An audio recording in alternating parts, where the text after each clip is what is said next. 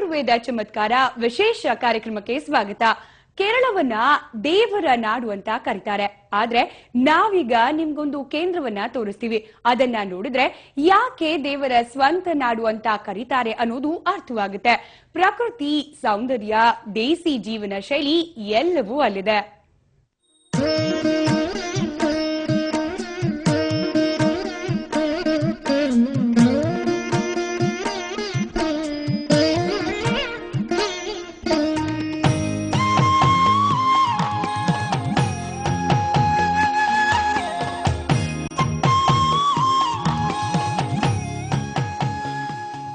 ಎಲ್ಲಿ ನೋಡಿದರೂ ಅಚ್ಚ ಹಸಿರು, ನೆಲಕ್ಕೆ ಚಾಪಿಯಂತಿರುವ ಹುಲ್ಲಿನ ಹಾಸಿಗೆ, ಬಾನಿನಲ್ಲಿ ಕೊಡೆಯಂತೆ ಚಾಚಿರುವ ತೆಂಗಿನ ಮರಗಳು, ಅಪರೂಪದ ಔಷಧೀಯ ಗುಣವುಳ್ಳ ಗಿಡಮರಗಳು, ಪ್ರಾಕೃತಿಕ ಸೌಂದರ್ಯವೇ ಮೈದಳೆದು ನಿಂತ ಸ್ಥಳ. ಇದು ಕೇರಳದ ಪಶ್ಚಿಮ ಘಟ್ಟದ ತಪ್ಪಲಿನಲ್ಲಿರುವ ಕೈರಳಿ ಆಯುರ್ವೇದ ಚಿಕಿತ್ಸಾ ಕೇಂದ್ರ. ಥೇಟ್ ರೆಸಾರ್ಟ್ನಂತೆಯೇ ರೂಪಿಸಿರುವ ಈ ಆಯುರ್ವೇದ ಚಿಕಿತ್ಸಾ ಕೇಂದ್ರದಲ್ಲಿ ಒಳಹೊಕ್ಕೊಡನೆ ಕಣ್ಣು ತಂಪಾಗುತ್ತೆ. ಸುತ್ತಲೂ ಹಸುರಿನ ಮಧ್ಯೆ ಕಲಾತ್ಮಕವಾಗಿ ನಿರ್ಮಿಸಿರುವ ಮನೆಗಳನ್ನ ನೋಡ್ತಾ ಇದ್ರೆ ಕಣ್ಣಿನ ತಂಪು ಮನಸ್ಸಿಗಿಳಿಯುತ್ತೆ. ಈ ಆಯುರ್ವೇದ ಚಿಕಿತ್ಸಾ ಕೇಂದ್ರದಲ್ಲಿ ವಿವಿಧ ಶೈಲಿಯ 30 ಮನೆಗಳಿವೆ. ಒಂದೊಂದು ಮನೆಯು ಒಂದೊಂದು ನಕ್ಷತ್ರದ ಪ್ರತೀಕ. ಆ ನಕ್ಷತ್ರದ ರೂಪದಲ್ಲಿಯೇ ಈ ಮನೆಗಳನ್ನ ಕಟ್ಟಲಾಗಿದೆ. ಈ ರೆಸಾರ್ಟ್ಗೆ ಆಗಮಿಸುವ ಅತಿಥಿಯ ಹೆಸರು, ಜಾತಕ ಮತ್ತು ಹುಟ್ಟಿದ ದಿನಗಳಿಗೆ ಅನುಕೂಲವಾಗುವ ನಕ್ಷತ್ರದ ಹೆಸರಿನ ಮನೆಗಳನ್ನ ನೀಡಲಾಗುತ್ತೆ.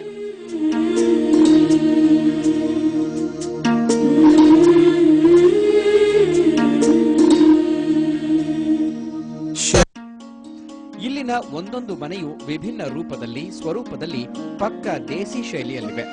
ಮನೆಗಳಲ್ಲಿ ಅತ್ಯಾಧುನಿಕ ಕಲಾತ್ಮಕತೆ, ಪಿರಮಿಡ್ ಶೈಲಿಯಲ್ಲಿ ಕಟ್ಟಿರುವ ಕಟ್ಟಡಗಳಲ್ಲಿ ತಂಗಿದ್ರೆ ಪಾಸಿಟಿವ್ ಎನರ್ಜಿ ತುಂಬುತ್ತೆ ಎನ್ನುವ ನಂಬಿಕೆ. ಅದಕ್ಕಾಗಿಯೇ ಈ ಎಲ್ಲ ಮನೆಗಳ ಗೋಪುರಗಳು ಪಿರಮಿಡ್ ಶೈಲಿಯಲ್ಲಿಯೇ ಇವೆ.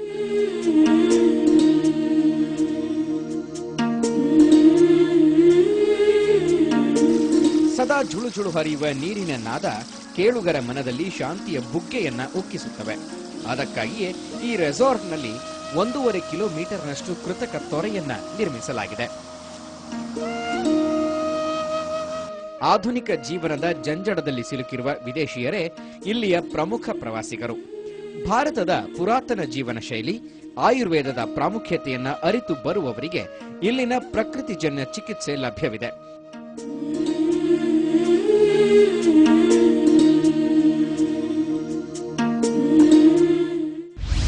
% of the diseases are caused by or flared up by the lifestyle conditions.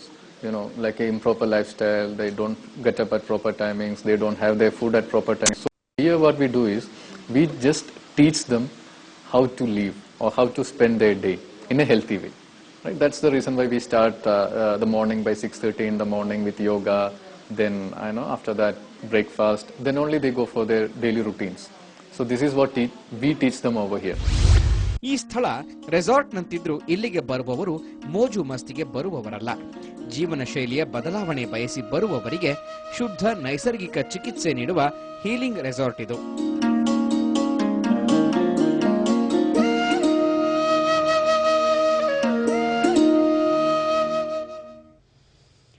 ಕೇವಲ ನೋಟದಿಂದಲೇ ರೋಗಿಗಳ ಸಮಸ್ಯೆಯನ್ನ ಅರ್ಧದಷ್ಟು ಪರಿಹರಿಸುವ ದಿವ್ಯ ಮಂತ್ರ ಇಲ್ಲಿಯ ಪ್ರಕೃತಿಯದ್ದು. ಇದಕ್ಕೆ ಪೂರಕವಾಗಿ ಕೆಲವು ಆಯುರ್ವೇದದ ಚಿಕಿತ್ಸೆ ನೀಡಿದಾಗ ರೋಗ ಮಂಗಮಾಯವಾಗುವುದು ಗ್ಯಾರಂಟಿ. ಹೇಗೆ ಅಂತೀರಾ? ಆ ಸ್ಟೋರಿಯನ್ನ ನೋಡ್ತಾ ಈ ಕಾರ್ಯಕ್ರಮವನ್ನ ಮುಗಿಸೋಣ. ನೇರ, ದಿಟ್ಟ, ನಿರಂತರ ಸುದ್ದಿಗಾಗಿ ನೋಡ್ತಾ ಇರಿ ಸುವರ್ಣ news.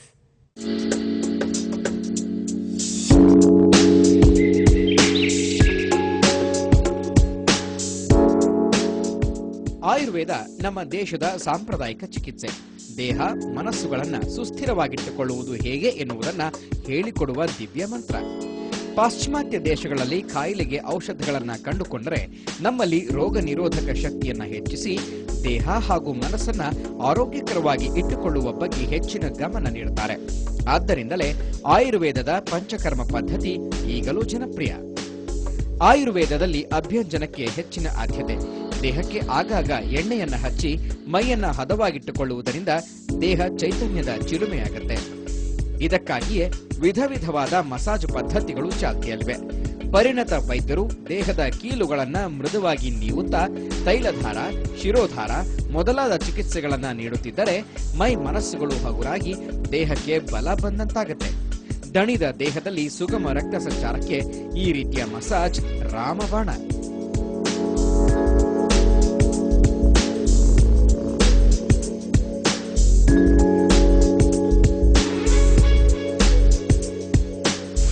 Types of persons coming here.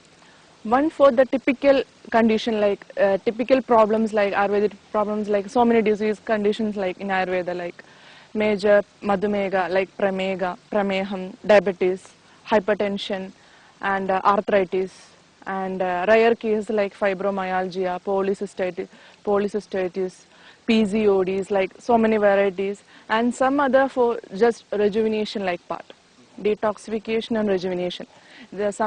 For their condition there is not too much disease, little bit like starting stage of arthritis like that. So for better relaxation, rejuvenation like purpose they also come in.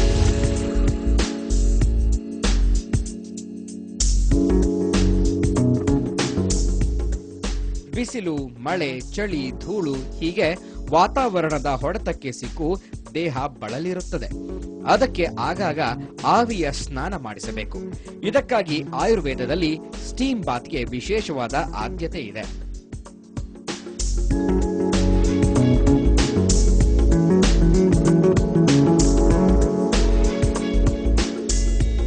ಸೂರ್ಯೋದಯಕ್ಕೂ ಮುನ್ನ ಯೋಗ, ಧ್ಯಾನ ಬದುಕಿಗೆ ಮನೋಬಲವನ್ನ ತಂದುಕೊಡುತ್ತದೆ.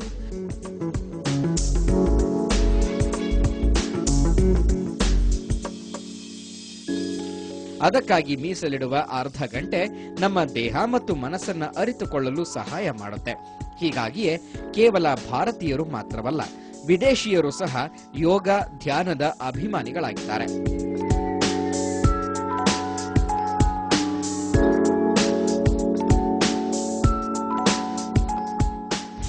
Yoga is the union of mind and body, the connection of mind and body. It's a relaxation techniques.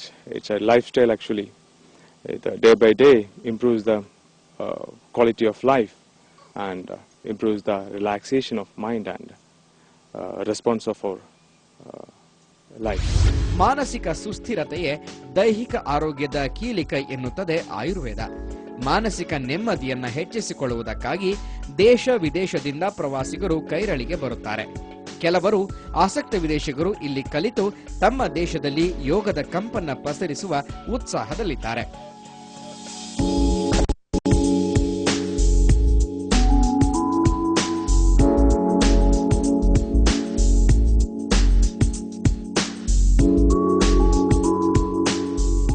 ಕೈರಳಿಯ ವಿಶೇಷತೆ ಅಂದ್ರೆ ಇದು ಕೇವಲ resort ಅಲ್ಲ, ಕೇವಲ ಚಿಕಿತ್ಸಾ ಕೇಂದ್ರವೂ ಅಲ್ಲ.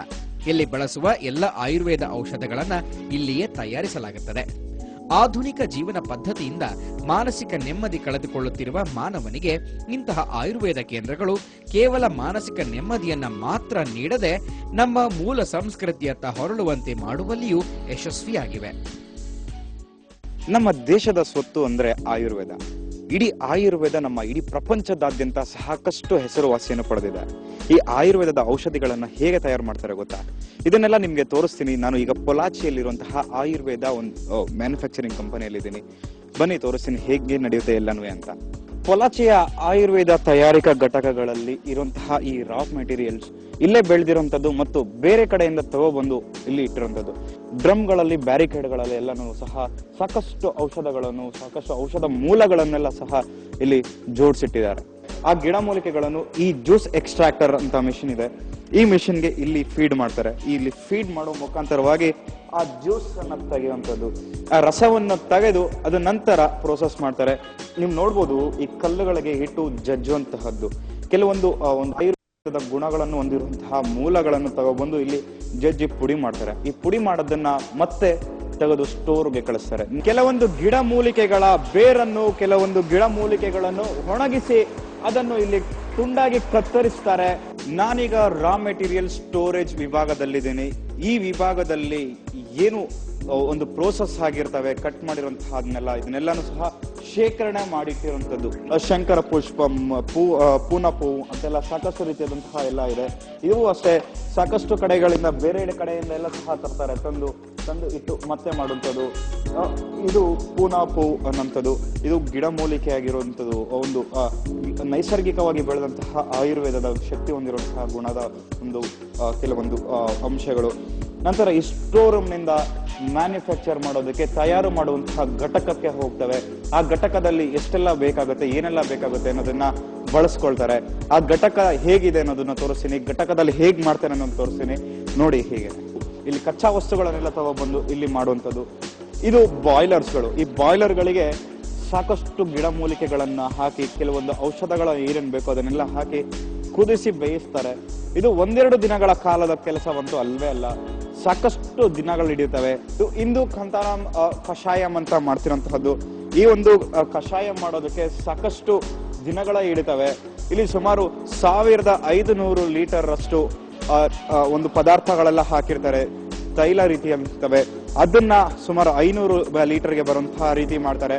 ನೀವು ನೋಡ್ತಿದ್ರೆ ಗೊತ್ತಾಗುತ್ತೆ. ಈಗ ಇದು ಒಂದು ತೈಲ, ಪಿಂಡ ತೈಲಂ ಅಂತ ಒಂದು ಮಾಡ್ತಿರೋದು. ಎಲ್ಲಾ ರೀತಿಯ ಕೈಕಾಲು ನೋವುಗಳಿಗೆ ಇವಗಳಿಗೆ ಬಳಸೋದಕ್ಕೆ ಅಂತಾನೆ ಯೂಸ್ ಮಾಡ್ತಿದ್ದಾರೆ. ಇವೆಲ್ಲ ನೀವು ನೋಡ್ತಿರ್ಬಹುದು. ವರ್ಣಾದಿ ಕಷಾಯಂ, ಈ ಕಡೆ ಇದು ಸ್ಪೈಸಿಯಂ ಸಿರಪ್ ಅಂತ. ಈ ಸ್ಪೈಸಿಯಂ ಸಿರಪ್ ಬಂದ್ಬಿಟ್ಟು ಹೊಟ್ಟೆ ನೋವು, ಹೊಟ್ಟೆ ಹುಣ್ಣು ಮತ್ತೆ ಹೊಟ್ಟೆ ಹಸಿವಾಗೋದಕ್ಕೆ ಬಳಸುವಂತಹ ಈ ಒಂದು ಸಿರಪ್ ಆಗಿರುತ್ತದೆ. ಇದು ಅದನ್ನ ಇಲ್ಲಿ ತಯಾರು ಮಾಡ್ತಾರೆ. ಮತ್ತೆ ಪ್ಯಾಕಿಂಗ್ ಹೋಗುತ್ತೆ. ಆ ಪ್ಯಾಕಿಂಗ್ ಎಲ್ಲ ಹೇಗಾಗುತ್ತೆ, ಏನ್ ಮಾಡ್ತಾರೆ ಇದನ್ನೆಲ್ಲ ಅನ್ನೋದನ್ನ ತೋರಿಸ್ತೀನಿ, ಬನ್ನಿ. ಈಗಷ್ಟೇ ಕಳೆದ ಕೆಲ ದಿನಗಳ ಹಿಂದೆ ಈ ಒಂದು ತಯಾರಿಕೆ ಮಾಡಿರುವಂತಹ ಒಂದು ಈ ಔಷಧಿಯನ್ನು ಈ ಒಂದು ಡ್ರಮ್ ನಲ್ಲಿ ಇಟ್ಟಿದ್ದಾರೆ. ಈ ಡ್ರಮ್ ಮುಖಾಂತರವಾಗಿ ಈ ಮೆಷಿನ್ಗೆ ಹೋಗುತ್ತೆ. ಮೆಷಿನ್ಗೆ ಹೋಗಿ 200 ml ಬಾಟಲ್ ನಲ್ಲಿ 200 ml ತುಂಬಿಸ್ತಾರೆ.